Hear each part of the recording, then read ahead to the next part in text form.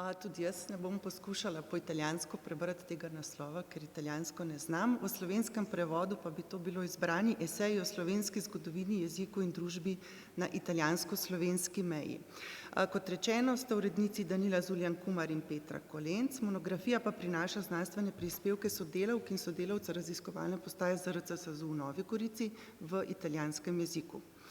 Prispevki so osredotočeni na nekatere izbrane tematike, ki jih sodelavci tudi sicer raziskujejo v sklopu krovnega projekta Zahodna narodnostna meja v luči sprememb časa, ki jo sofinancira Mestna občina Nova Gorica. Raziskujejo različne vidike življenja na zahodnem narodnostnem robu in stike z romanskimi sosedi, Italijani in Furlani. Nekatere teme povezujejo obmejni prostor s širšim zaledjem in kulturnimi vplivi, v katerega je bil goriški prostor politično, kulturno in socialno vpet, oziroma je črpal iz številnih stikov, ki so prihajali v prostor. Objavljenih je 9 prispevkov. Neva Makuc je pisala v jezuitskem kolegiju v Ljubljani z nekaterimi povezavami z Gradcem, saj so se prav tam šolali posamezniki, ki so v času jezuitskega šolstva v notranjeavstrijskih deželah bistveno zaznamovali goriški kulturni prostor. Prispevek jezikoslovke Danile Zuljan Kumar seznanja o temeljnih značilnostih slovenskih narečij zahodnega slovenskega prostora od koroških na severu do istrskega na jugu. Branko Marušič se je posvetil avtorjem, ki so v 19. stoletju predstavljali furlanski prostor slovensko govorečemu bralstvu. Jasna Fakin Bajec in Petra Kolenc pišeta o razvoju turizma na Krasu in na gozdnih planotah Trnovskega gozda, dveh morfološko in podnebno povsem različnih okoljih, ki pa si delita eno značilnost, bližino velikih urbanih središč Trsta in Gorice, z visokim deležem premožnega meščanstva, katerega pomemben del preživljanja prostega časa so bili oddihi na bližnjem podeželju v razširjenem meščanskem kulturnem miljeju, malodane del osebnega prestiža. Petra Testen Koren je v 2 prispevkih v ospredje postavila zgodovino žensk.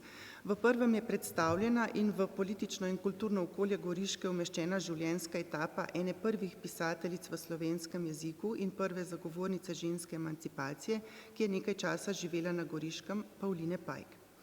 Osrednja pozornost iste avtorice v drugem prispevku pa je namenjena posebni poklicni skupini, Diklam, zlasti podeželskim ženskam, ki so vstopale v meščanske službe kot hišne pomočnice. Etnološko analizo prehranjevalnih priporočil, tabujev ter z njimi povezanih zapovedi in prepovedi v času nosečnosti, poroda in prvih mesecev otrokovega življenja na zahodnem slovenskem etničnem območju je prispevala etnologinja Katarina Šrimpf-Vendramin. Špela Ledine-Klozej obravnava materialno kulturo, ki je predvsem namenjena ženskam, to je ognjišče, ki se kaže kot pričevalec stika sredozemskih in srednjeevropskih oziroma alpskih kulturnih vplivov. Naslovi prispevkov, izvlečki in povzetki so v monografiji prevedeni tudi v furlanski jezik, s čimer se želi poudariti večstoletno plodno sobivanje slovenske in furlanske jezikovne skupnosti ter deluje kot poklon pogosto zapostavljeni in spregledani identiteti sosedov. Delo je izšlo, kot rečeno, kot rezultat čezmejnega založniškega sodelovanja med založbo ZRC in založbo KPV iz Vidma v Italiji. Za konec pa še postanek pri naslovnici.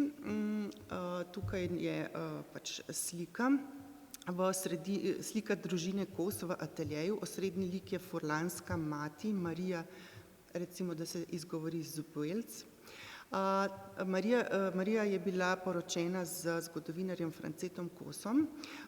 Rodila sta se jima 2 sinova, oba kasnejša akademika, prvi slikar Anton Gojmir Kos, ki je tudi avtor naslovne slike, in zgodovinar Milko Kos. Po njem se imenuje Zgodovinski inštitut ZRC SAZU, ki letos beleži 50 let. Leta 1972 se je namreč iz sekcije prelevil v samostojen inštitut. In iz Zgodovinskega inštituta je prav kot dislocirana enota izšla raziskovalna postaja v Novi Gorici.